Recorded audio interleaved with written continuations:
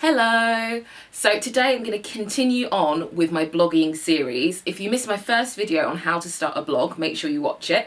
I just wanted to get a bit back to basics and just share some things that I wish I'd known when I started a blog. So yeah, I've had quite a few questions about photography, which is crazy because I've actually never read the manual properly, but I just learned by doing. And when I started blogging 8 years ago, I never thought I'd be so interested in photography. It just seemed like another world to me. But then gradually, I started to think more about composition, lighting, editing, and yeah, I've gone on a bit of a journey basically. Now it's just, one of the skills that I'm the most proud of. Even if you're not a blogger, it's just great to get the most out of your camera. So if you're ever at a wedding or a family event or on holiday, you can just get the best pictures possible. In this video, I'm going to share the equipment that I'm using, some tips if you're not very technical, and some resources that I think are just really handy to have. As always, I will leave links in the description box to anything I've mentioned, any products or, websites. And yeah, feel free to leave questions in the comments and I will do my best to answer them. So at the moment, I'm using a Canon 6D and a 50mm 1.4 lens. I also have a 24 to 75mm lens, which is actually from Tamron. One thing I like about the 6D is that it has Wi-Fi capabilities. So yeah, when I was deciding on upgrading my camera, I really wanted the 5D Mark III. I was at a point where I was like, I don't care what I have to do. Someone sent me the link to a really good article with the differences between the two cameras, and the 6D is not actually that far off the 5D Mark III. However, the materials are slightly different, maybe the ISO is slightly different. So at the time when I was looking for cameras, the 6D had Wi-Fi and the 5D Mark III didn't. And at first, I wasn't too bothered, but now I have a really bad iPhone. Like, my iPhone is literally dying a death. And if I want to take pictures of myself, my iPhone is not very good with the contrast or whatever.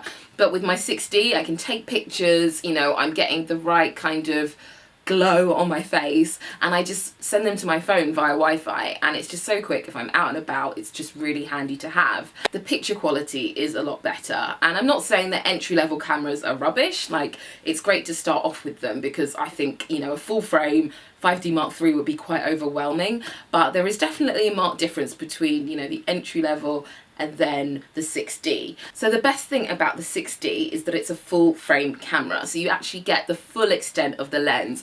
So for example, if I were going to shoot the picture behind me with the 600D, you might only get like a tiny bit of space. So maybe say to the end of the fireplace, and it would crop in because of the lens, and you'd have to go super far back. So say if I was shooting with the 6D, it might reach to where, my beauty unit is or my dressing table, and you just get a wider frame. So it's just really handy if you're doing interior photography. Also for portrait photography, you don't have to stand as far back. So if you're going to buy a camera, I think Amazon is great if you know what you're looking for. So if you've been recommended a camera, you've tried it out before. But if you get really stuck, I would just go into a shop and ask for advice. So Jessop's, or if you have any local photography shops. There's nothing like getting that one-to-one advice because I think the terminology is quite confusing, but you could end up wasting a lot of money if you're just not very careful. So let me talk about my 50mm 1.4 lens. Now, I think that lenses are the most important thing. So even if you buy a 700D, an entry-level body,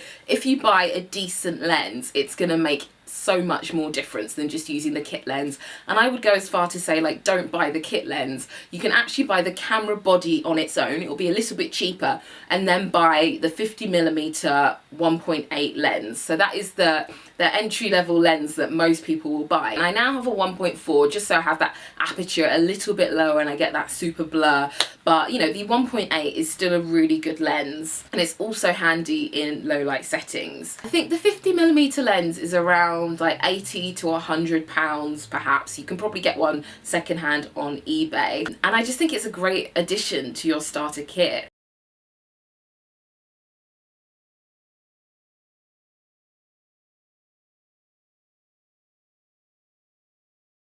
So my second lens is the Tamron 28 to 75mm. So this is a lens that I didn't actually think I was buying. I just find it very confusing, the terminology, especially when on Amazon, and I just need it in the plainest terms, like this lens is good for this lens is good for that. So I bought this thinking, I don't know what I was thinking, but I found it was actually great for catwalk photography. So if I'm ever at London Fashion Week, it's a zoom lens. So it means I can be really far away and zoom in to what a model is wearing on the catwalk and really get the detail. It's also great for travel. So if I want to get a landscape shot or a building, I can adjust it. And if I only want to take one lens away with me on holiday, that's what I tend to use. So Tamron is a separate company and it makes lenses for Canon or Nikon, and they're a little bit cheaper, I think, because the materials are slightly different. The only time I struggled was when I was in Costa Rica and I was on a boat and I was seeing monkeys, but I couldn't really zoom in and get the detail. So I think you need a telephoto lens, if I remember rightly. So I think that's a super long lens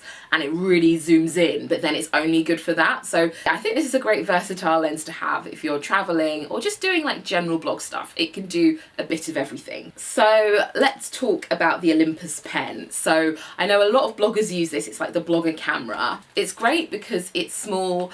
There's loads of really cool accessories. So I've got this gold strap. Oh god, look, it's so tangled. There's actually camera bags with compartments where you can fit this in perfectly. So I mainly use this camera for vlogging. It's really handy because it's got a flip screen so I can see what I'm doing. You know, I'll be talking to myself on the street. It's hard to compare because it's the only camera I've used for vlogging, so there might be better ones out there, but I just find the flip screen is so handy because I just don't know where to point it. A lot of the time I will use it for like quick Instagram photos, or you know, if I go to an event I can just slip it into my bag and it's just so light. It's really handy as well because you can use the flip screen for flat lays, so you can have it this way, see what you're doing, and yeah, just adjust accordingly. Also selfies, so you know, I go to the selfie spot by the back door and I'll be like this. And yeah, looks a bit weird. So yeah, it also has Wi-Fi capability, so it's great if you're on the go and you just want to send pictures to your phone. Yeah, I think it's great for people who want a decent camera but you don't want to compromise on the weight, so you can slip it into your bag quite easily and you won't even know it's there. The main reason I don't use it for my blog is that I'm just not used to the interface, and there is a RAW mode, I'm going to talk about RAW later, but I just don't use it as instinctively as my Canon because I'm just so used to how that functions and I just get a bit like, oh, it's not the same, it's not doing what I want it to do. But I've seen some great bloggers. I think Style and Nylon is always using this camera. Jay McLaughlin, I think that's how you say his name, they exclusively use the Olympus and I think they've got tips and lots of really cool stuff on their channels, so I will link them down below. I know so many bloggers that just shoot on this camera and their pictures are amazing. I think the thing is to get a different lens, so I think it's the 45mm lens, and you get the same blurry background but it's just a lot lighter. I think the most important thing about buying a camera is just really considering your situation and preempting when you might want to upgrade, and just look at the different models and really consider the prices. I think I spent £600 on the first camera package, but I think the next model up wasn't even that much more. If I'd bought the body only, you know, without the kit lens, I would have saved a little bit more money and got a lens that I actually want to use. Like, I've still got a kit lens sitting around somewhere and I don't know where it is. So that's it in terms of cameras. Now I also have two umbrella lights which are great because they're about 45 quid for two. But I did break one, so like one is held together by a chopstick, so yeah, just don't break them. It's great for YouTube. It's also great for blog shoots. So like over Christmas I did a lot of flat lays at 4 PM when there was no natural light, and I was able to use these just to have a consistent light source. I also have a main tripod, so this is literally just from Amazon. I also have a vlogging tripod for my vlog camera. I just use it so I have a little bit more grip, and it's handy if I want to film myself chatting or maybe doing makeup. I have a reflector and a little remote, and this is not even the Canon remote. You don't need, you know, you don't have to have the Canon remote. This is a little bit cheaper and you just have to make sure you get a supply of batteries. So now I'm going to talk about technical stuff, and I'm not the most technical person, so I'm going to try and explain it in the simplest terms possible.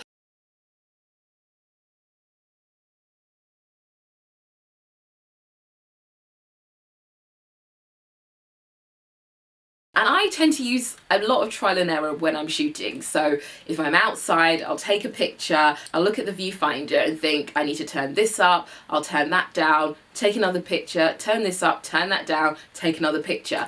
And I think the most important thing is shooting in RAW. So when you shoot in JPEG, the image is kind of already flattened. Think of JPEG as a photocopy and RAW as the original. So say I have to shoot something really quickly and I just know, you know, it's a little bit overexposed, but I think maybe it's okay. With JPEG, if it's wrong, you're kind of stuck with it. But with RAW, you have the chance to edit it. So it's like going back in time. You can change the shutter speed, the white balance, you can bring, you know, the vibrance up, the highlights up or down. And it just gives you a second chance, really, if you haven't figured out the correct settings. It also means that your files are going to be a lot bigger. So make sure you get a bigger memory card and a really fast one at that. So I use the Lexar 64 gig card, and I just find that if I go away for, you know, 1 to 2 weeks, I've always got enough space. I think the main thing to remember on your camera is to just shoot with RAW. So I think there's an option where you can shoot a RAW and a JPEG, but it's actually putting the picture on your camera twice, and it's just going to take up more space. So my friend Carrie from Wish Wish Wish has a really good post about photography basics, and I think, you know, you can read it and just not feel overwhelmed and like, oh my god, what is this? The main things you need to know about are shutter speed, ISO, aperture and white balance. So yeah, if I'm shooting indoors, I would keep the shutter speed at 100, and that's the lowest that I would go, because if you go any lower it will just get really grainy and the picture quality isn't there. However, if I'm shooting outside, you know, depending on the day, so if it's like, you know, a bit of a dreary, gloomy day, or if I'm shooting at, you know, 4 p.m. before the sun goes down, I might have the shutter speed at like, I don't know, 300 or 400. However, if it's a really bright day, I will up the shutter speeds. So with the aperture, this is how you get the blurry background. So it's great to have a low aperture, say if you're maybe taking some beauty pictures of foundations, you move them forward, maybe they're on like a coffee table. In the background, it would blur out your flowers and, you know, bookcase or whatever else is in the background, and that's great. But say if you're taking a shot with lots going on, so if I'm doing like a food shot or a flat lay, you want everything to be in focus, and if your aperture is low, like, that's not going to happen. So I would up it maybe to 3.2, like, just see how you go, but then you have to change all of the other settings as well, because the lower aperture is great for low light settings, but the minute you up it, you're going to have to let more light in another way, and I would do that by adjusting the shutter speed or the ISO. If you're shooting outfit photos outside, it's great because you're in focus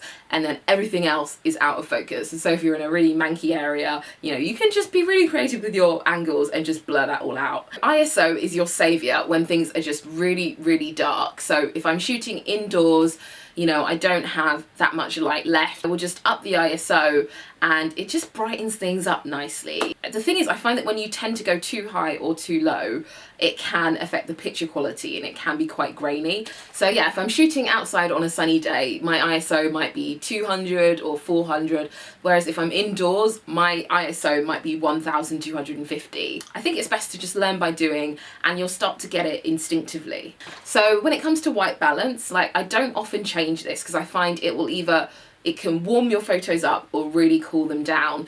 So it tends to be, if I'm just shooting on a really dull day, I might warm it up slightly, but I tend to do this in post-production, so when I'm editing on Lightroom. Yeah, so I think my main thing is to just play around and make mistakes. We all learn from mistakes. So I've been on holidays where I can't figure things out, or I've been at a fashion show and I literally like couldn't get the models in focus.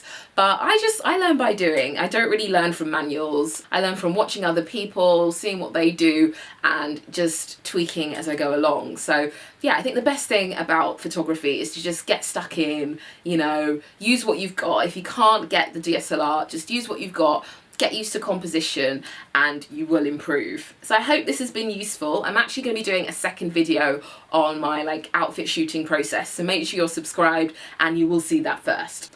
If you'd like to see my video about starting a blog, I will put it up here. Thank you for watching, and I will see you very soon. Bye!